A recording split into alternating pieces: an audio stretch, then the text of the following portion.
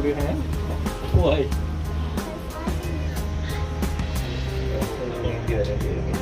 Take your final seats.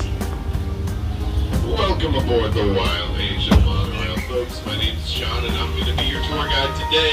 Please remain seated at all times throughout the entire tour and keep your arms, legs reach me. In case of emergency, you can use the intercom located directly to the left of the doorway from which you have just entered. And now, we can begin our safari through the sky. The Bronx Zoo is home to the Wildlife Conservation Society, that's the WCS for short. The WCS has eco-guards and field scientists that work all around the world to conserve and protect wildlife and wild places. We're going to see many examples of their work throughout the tour as we encounter animals from all over the continent of Asia. We're going to get started right here in the Kanha Meadow.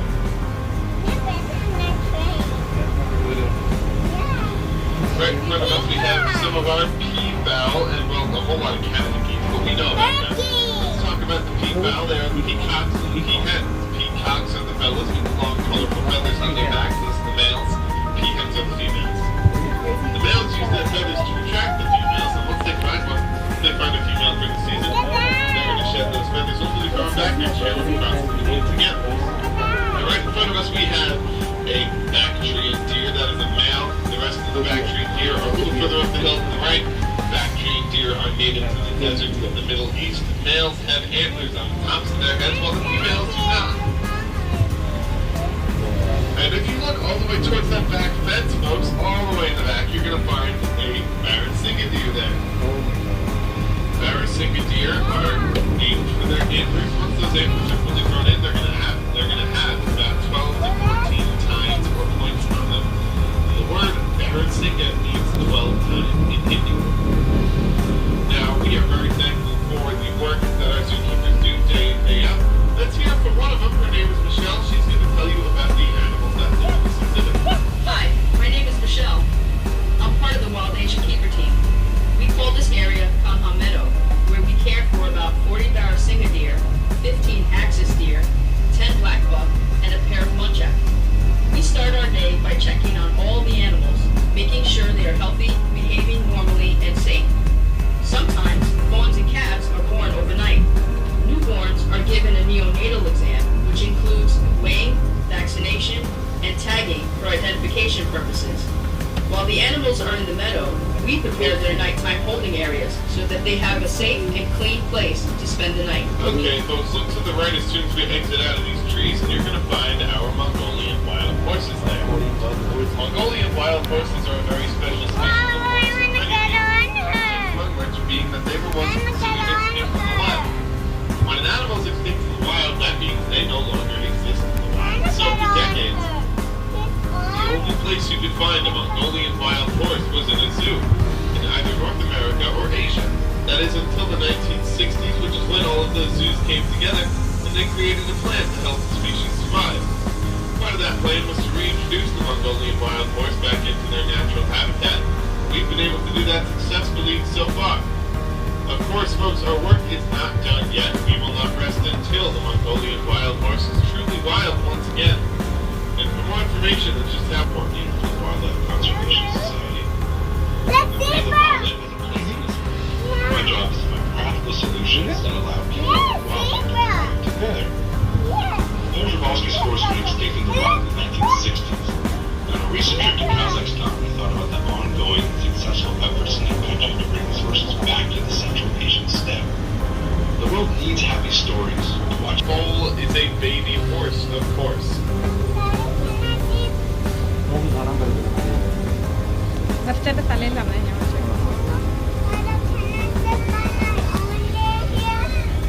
And now, folks, coming up on our right-hand side, we're going to have another exhibit full of more animals. Go figure, right? Take a look over towards the top right-hand side of the next exhibit. You're going to find our Gower over there. The Gower are the world's largest species of wild cattle. Now, Gower will grow to a size of 6 feet tall, 10 feet long, and they'll weigh about 2,000 pounds. They've got big old horns on their heads that they can use to defend themselves from all kinds of predators, including tigers, folks. Now, we are one of 4 zoos in America to have Gower, and we had a couple of Gower calves born here. If you take a look towards the back fence, you should be able to see them. They're a little lighter colored than the rest of the Gower. They do have teeny tiny little horns that are starting to grow in.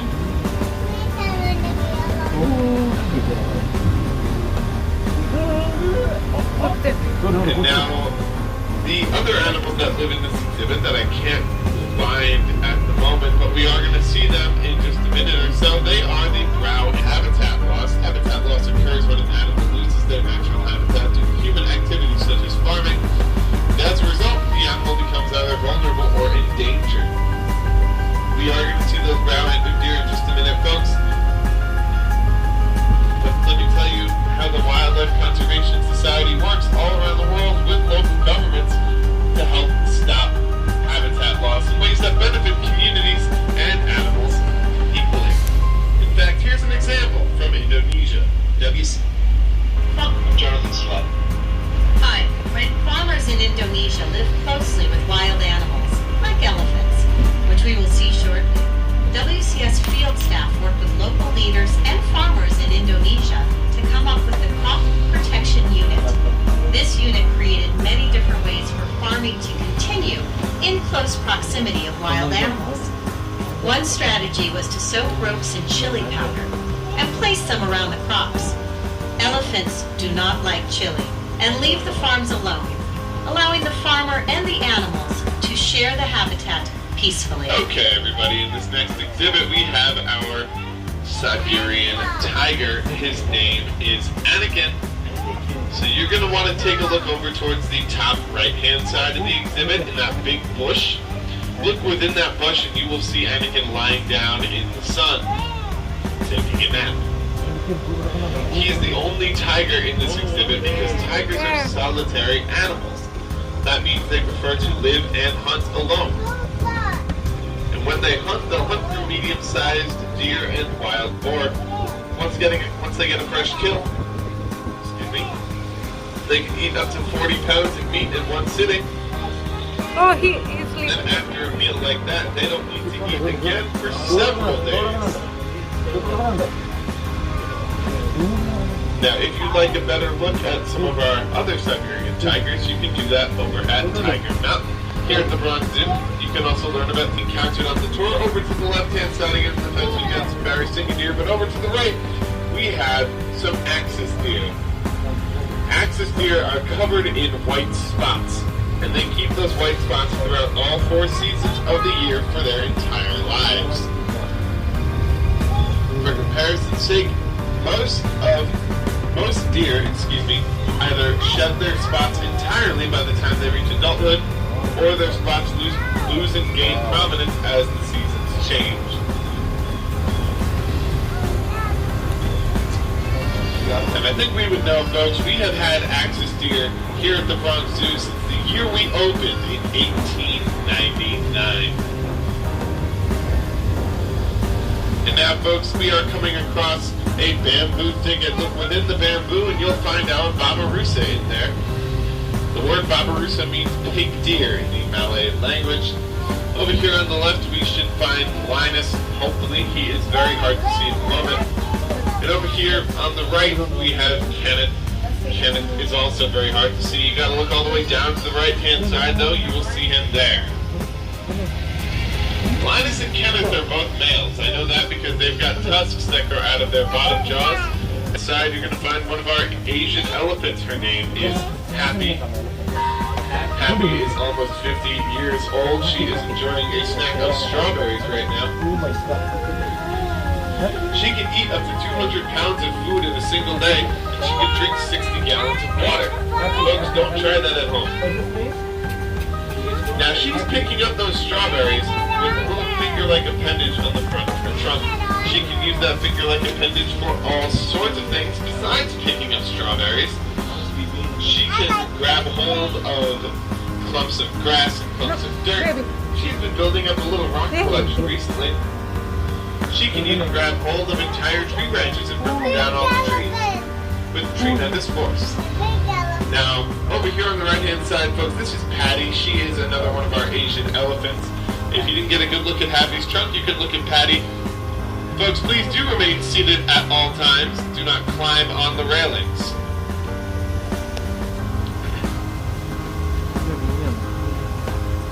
I'm Jonathan. WCS works in the field with both African and Asian elephants. Here's a note from our field scientists who work with Asian elephants. My name is Dani Gunaryadi, and I'm the Elephant Conservation Coordinator for WCS Indonesia. The first time I saw a Sumatran elephant, I thought, this is a magnificent creature. They will be safe because they are so big. But the truth is, they have declined 50% since the 1980s, even though rats and insects cause more damage to crops than elephants. Because the elephant is so huge, psychologically, it seems more threatening. So when there is conflict, the farmers poison the elephants.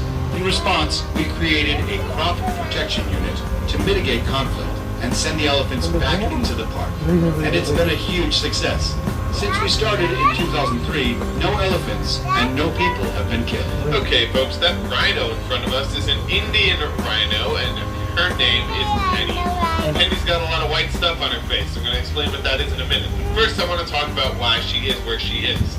She is sitting in a mud walling right now. And rhinos sit in mud wallows for a very important reason, and that reason has to do with their skin. Rhino's skin is incredibly sensitive to the sun. To help take care of their skin, both in the wild and here at the Bronx Zoo, they create mud wallows to sit in and cover themselves with mud.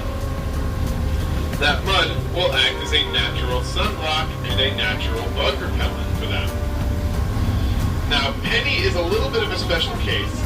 Her skin is much more sensitive than the average rhino. So, zookeepers have to put sunscreen on her face every single day. And if you want to learn how to put sunscreen on the face of a 3,500-pound Indian rhino, you can watch that happen on our TV show, Animal Planet Zoo. That particular segment is in season 3, I believe. The rhinos you see here are Indian rhinos. We work with habitats all over the world that are homes to rhinos. Here's a note from our field office in Sumatra, Ed Ulan, who works with the Sumatran rhino.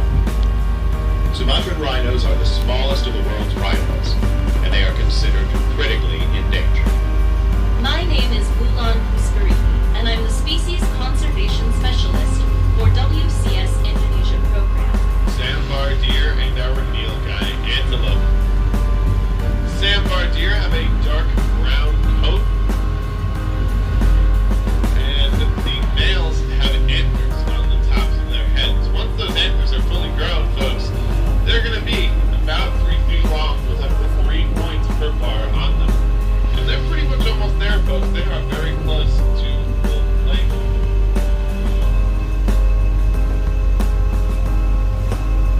Now, if you see a male kind of sitting on his own, that is a natural behavior of the Sambar deer because males tend to live more kind of on their own. They do their own thing. And the females all live in groups together.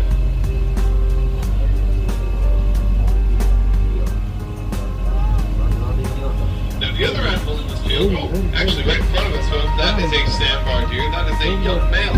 His antlers are still growing in. But also in this field, if you look down to your right-hand side, we've got a whole lot of nilgai antelope. The word nilgai means blue bull in Hindi.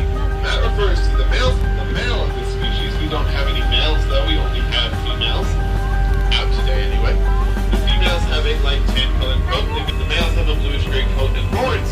So they kind of resemble blue-colored bulls. And nilgai means blue bull in Hindi. Now in this next exhibit, folks, we have our Chinese tufted deer. Chinese tufted deer are real small. They only grow to be about 40 pounds. They have a trumpeted brown coat that allows them to camouflage or hide very well in their exhibit, especially in areas where there's a lot of rhino leaves and mud. But if you take a look towards the top left, you'll see one of those tufted deer walking back and forth on that back fence. And we've got another one over here all the way on the right-hand side, looking towards that back fence, following to the right, and you'll see him there. You can see how small they are, folks. Once they lie down in the leaves, they are where they are, or use Bronx River. Much like the parkway that bears its name, the Bronx River is a highway for all kinds of animals, including many species of birds, fish, ducks, and turtles. We do have an exhibit over by the American bison here at the Bronx Zoo that tells you a little bit more about the animals you can find here on the Bronx River. That's something I strongly suggest checking out when you're over there. But if you want to see a goat up on a rock, folks, all you got to do is look to your right-hand side. You're going to find a markhor lying down atop a boulder. Now, the markhor are some of the largest species of goat in the world. Male markhor have long, pencil-shaped horns, long beards, and bands of hair around their necks. Females have shorter beards, shorter horns, and no mane. The markhor are excellent climbers thanks to a special set of rubber-like cores in their hooves. Those rubber-like cores allow them to climb up steep rock faces and even trees. Keep your arms and legs inside the train at all times. Markhor have been known to climb trees for food, and they can also jump 6 feet straight up in the air without a running start. Now, for reference, 6 feet is the height of the doorway that you used to enter the monorail.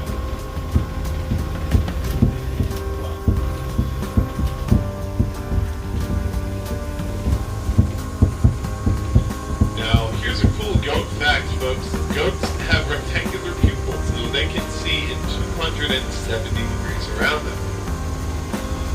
We, meanwhile, have circular pupils, and we can see 180 degrees. Folks, look down to your right-hand side with your pupils, and you'll find Linus the red panda taking a nap in his tree canopy. Red pandas and giant pandas are not that closely related, despite how similar their names sound. They do both eat bamboo. Red pandas are more closely related, however, to the skunk, the weasel, and the raccoon. So next time you see a raccoon, you can just say, "Hey, I saw your cousin the other day." Now, if you'd like to see another red panda, you can go on over to the Himalayan Highlands exhibit here at the Bronx Zoo. We do have another red panda there. We've got snow leopards there as well. As a big snow leopard fan myself, I strongly recommend stopping by for a visit. It's not very far from here. As soon as you exit out of Asia Plaza, turn right, and just keep following that road for about 5 to 10 minutes.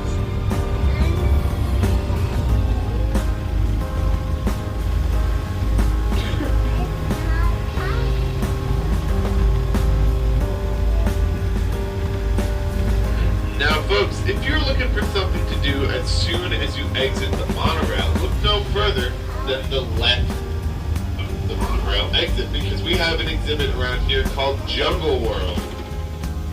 Jungle World is an award-winning walk-through exhibit that gets you up close with all different kinds of animals that live in Asian rainforests.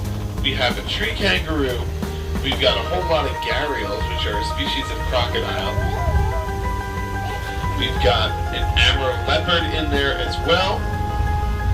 And just so many more animals that you can get very close to. It is a very immersive experience, folks. I do strongly recommend. And we are about to pull up to the platform. But on the way up to the platform, folks, look down in the Bronx River below us. There are quite a few turtles that like to pop out of the water around these fallen branches that are coming up on our right. And those turtles like to hang out on top of those branches to get some sun. Definitely go check those guys out. In fact, if you take a look down to the right, you should be able to see them now. And by now, I mean in 5 seconds. But folks, we are pulling up to the platform now, which means the tour is about to come to an end. Folks, thank you so much for joining me today. You have been wonderful. My name is John. I was your tour guide. I'm still going to be your tour guide for about 30 more seconds.